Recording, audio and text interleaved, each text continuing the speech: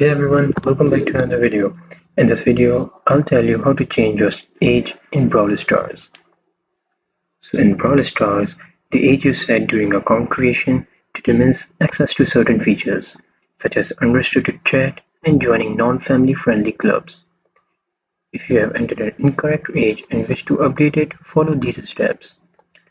Now, open your Brawl Stars app, launch the game on your device, on your App Store, on your Google, on your Android or on your iOS device. Tap the gear icon, which is a setting icon located in the top right corner to open the settings menu. In the settings menu, select Help and Support to access Supercell support resources. Now scroll to find the Contact Us option. Explain that you have mistakenly entered the wrong age during the account setup and provide your correct date of birth. Wait for the response. The team will review your request and guide you through the necessary steps to update your age. For the age restrictions, players under 16 face limitations, including restricted chat functionalities and access to certain clubs.